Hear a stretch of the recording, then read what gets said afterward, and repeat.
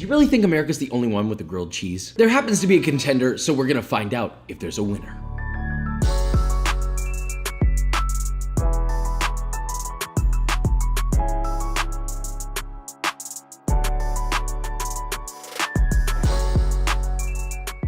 So today we are making an American grilled cheese versus a French grilled cheese. Now, there's really multiple grilled cheese across the whole spectrum of the world, right? There's the cheese toasty in England, which is kind of the exact same thing, but they just call it a different word. Maybe there's slightly different preparation. Let us know in the comments. But there's also many other versions. Think about a quesadilla. That's not far off from what a grilled cheese is. It's just a different vessel of starch, if you will. The closest but most significant comparison is the croque monsieur. It does use ham. That's kind of an unfair advantage, so we might put a little ham in ours just to give us a little leverage, right? It's a grilled cheese with ham, not a ham and cheese. Get it right. We'll talk about that later. But with all that being said, let's make this, shall we?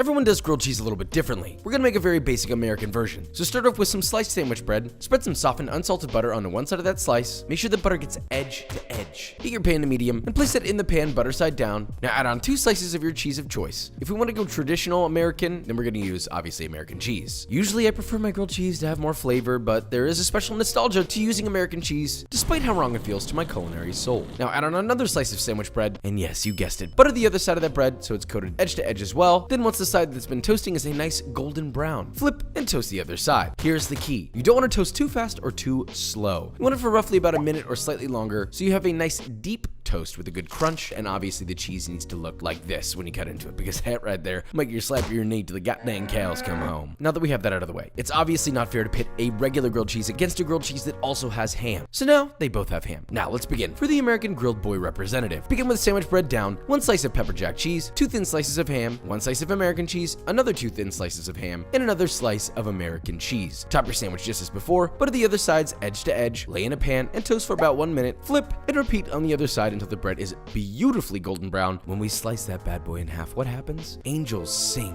Moving on to the croque monsieur. Pronunciation, can we get a check on that? Nice. First off, our Mornay topping. Start with 1 tablespoon or 14 grams of unsalted butter in a medium sauce pot, set over medium heat. Once it's melted and bubbling, add in 1 tablespoon or 12 grams of all-purpose flour, whisk it together and let that cook for about a minute until it begins to reach a light, nutty brown.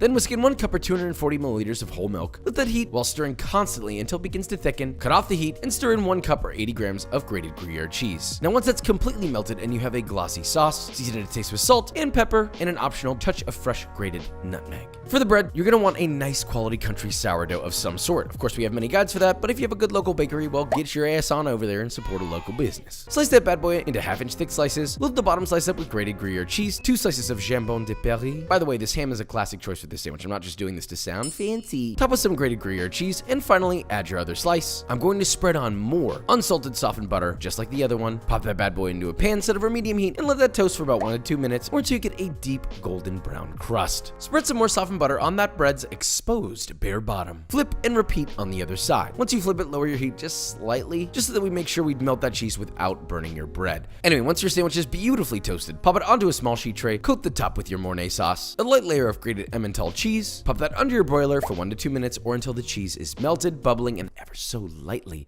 charred. That is a croque monsieur, if I've ever seen one. Oh, but one sandwich is so much bigger. Listen, are you trying to tell me that size matters? Anyway, let's taste test these and decide our winner. 2 sandwiches, croque monsieur and little American ham and cheese. We added the ham just to make it a little bit fair, all right? But I mean, it looks good. God, oh boy. Okay, American.